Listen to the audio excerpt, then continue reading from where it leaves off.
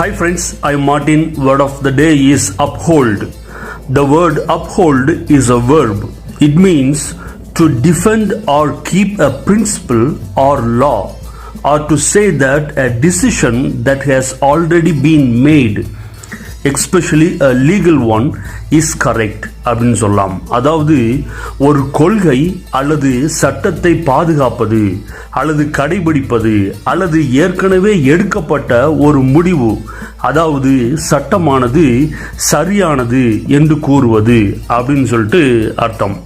இந்த வார்த்தையை ரொம்ப எளிதாக சிம்பிளாக சொல்லணும் அப்படின்னு சொன்னால் இந்த வார்த்தையை ரெண்டு பேர் பயன்படுத்துவாங்க.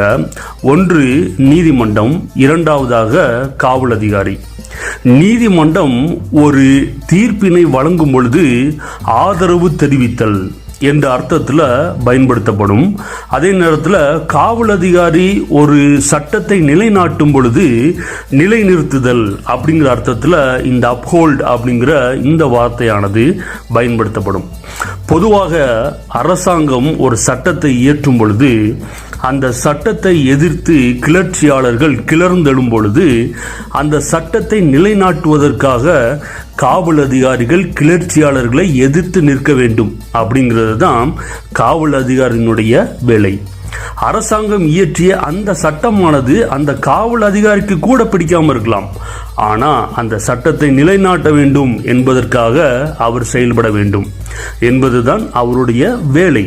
எனவே காவல்துறையானது அதனுடைய வேலையை செய்யும் பொழுது இந்த அப்ஹோல்ட் அப்படிங்கிற இந்த வார்த்தையானது நிலைநாட்டுதல் அல்லது நிலை நிறுத்துதல் அப்படிங்கிற அர்த்தத்தில் பயன்படுத்தப்படும்.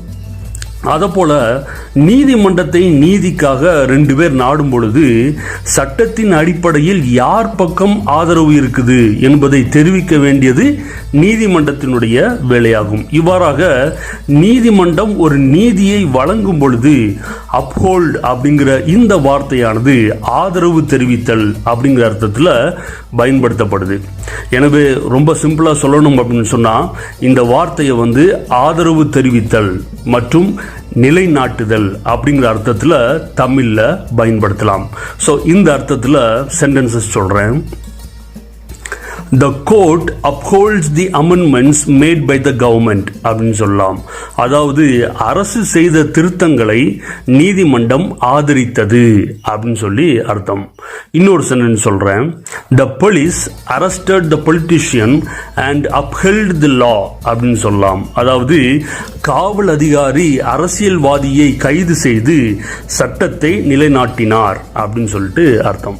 எனவே ஃப்ரெண்ட்ஸ், இந்த அப்ஹோல்ட் அப்படிங்கிற இந்த வார்த்தையை ஆதரவு தெரிவித்தல் மற்றும் நிலைநாட்டுதல் அல்லது நிலை நிறுத்துதல் அப்படிங்கிற அர்த்தத்தில் பயன்படுத்துங்க. இதை வச்சு சென்டென்சஸ் எழுதி பாருங்க. எழுதின சென்டென்ஸை கமெண்ட்ஸில் பதிவிடுங்க. மேலும் உங்கள் வாழ்க்கையில் பயன்படுத்துங்க. இந்த வீடியோவை உங்கள் ஃப்ரெண்ட்ஸ் ஒருத்தருக்கு ஷேர் பண்ணுங்க. ரொம்ப யூஸ்ஃபுல்லாக இருக்கும். Take care. பாய்.